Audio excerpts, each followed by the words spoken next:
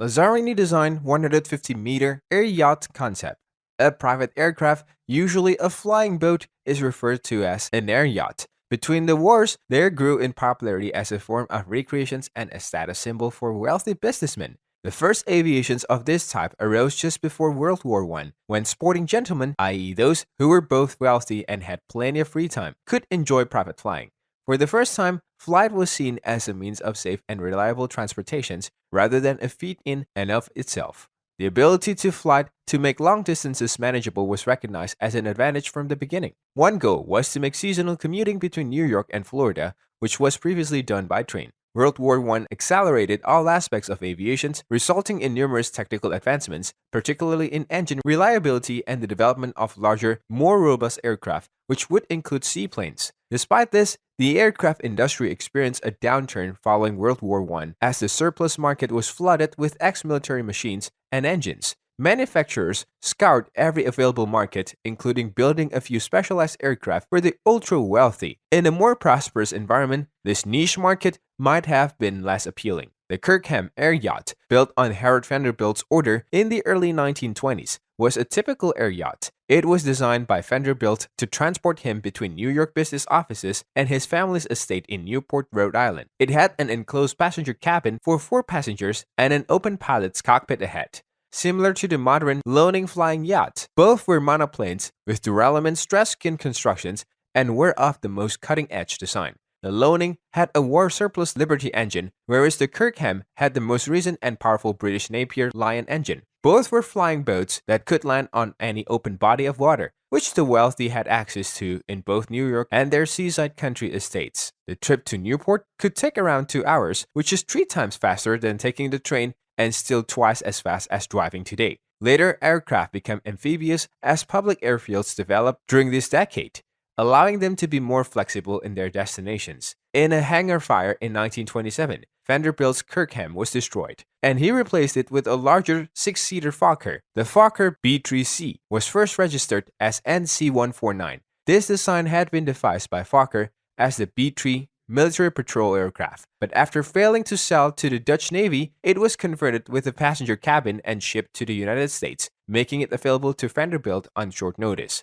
Vanderbilt's Fokker was destroyed in a crash in March 1928, or possibly a subsequent hangar fire, and it was replaced by NC-7887, an example of Fokker's new F-11 design. This was an amphibious design which made it much more adaptable for inland travel. Flight was rapidly developed in the United States during this golden age period of aviation, and better airfield facilities were becoming available across the country. Even after the Great Depression began, these extremely wealthy pilots remained unaffected, continuing to order progressively larger, custom-designed aircraft. Many new owners, wealthier but not super rich, could avail themselves of a production line aircraft where they couldn't afford a custom design. In the pre-war era, productions meant a small number of planes. Rich businessmen owned air yachts, which were also found to be useful for purely business travel. By this time, the majority of the planes were land planes rather than seaplanes. For this, Belgian financier Alfred Lowenstein used a Fokker F-7 trim motor, but he died in the crash in 1928. They eventually led to the widespread use of executive aircraft. The latest luxury yacht from an Italian design firm has been unveiled, and it's designed to fly as well as sail the world's ocean. The extravagant vehicle, dubbed Air Yacht, has been revealed in concept images by Rome-based firm Lazzarini Design Studio. Thanks to 4 solar-powered electric propellers and 2 helium-filled blimps, the dry carbon fiber structure can reach 16 knots and can also fly, hover, and float on water. Air Yacht maintains its altitudes by inflating its blimps with a lighter-than-air gas, in this case helium, and gaining momentum from its massive propellers. It's unclear how much the Air Yacht will cost once it's built, but the company claims it's designed for private owners with hundreds of millions of pounds to spare.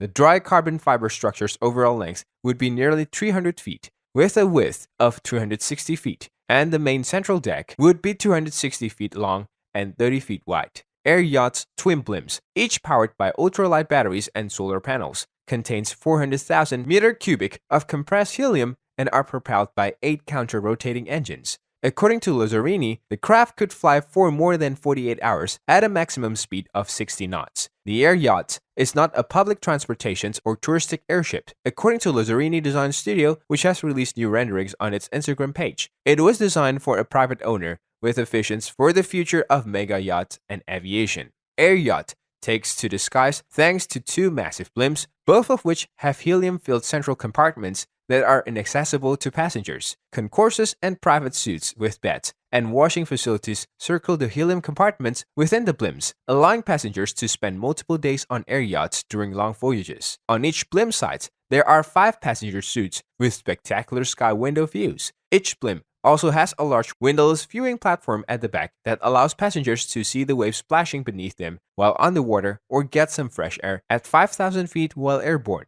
4 carbon bridges connect both blimps to a central compartment through which passengers can walk. This central compartment serves as a gathering place for passengers to relax, socialize, and eat meals. It offers passengers a luxurious viewing area with a swimming pool, carpeted lounge, and a large living room with dining facilities.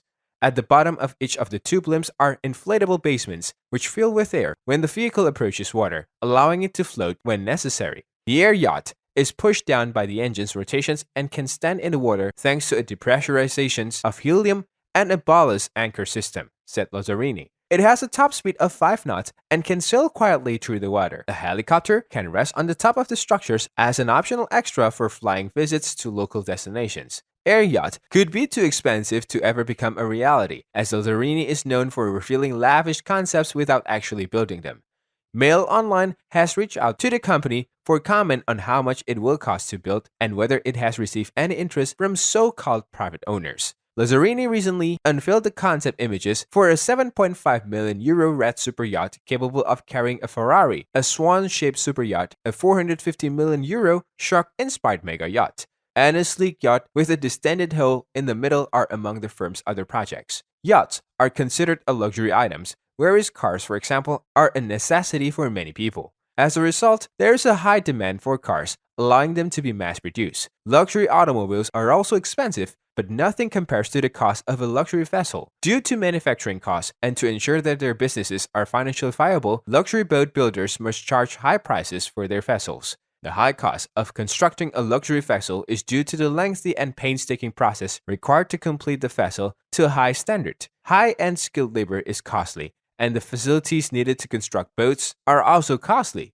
The boat's intricate inner workings as well as the high-end exterior finishes all contribute to the overall cost. If you want to get into yacht ownerships but you don't want to pay for it all on your own, you can save money by joining a yacht syndication plan. This allows you to live the luxury yacht lifestyle for a fraction of the price. The usable life of a yacht is frequently extended due to the vulnerability of the medium in which it is intended to operate. However, depending on the type of yacht, planned existences will typically range between 5 and 20 years. If the yacht is well maintained, it may have a useful life of up to 30 years. Let us know your thoughts on Lazzarini's air yacht concept in the comment section.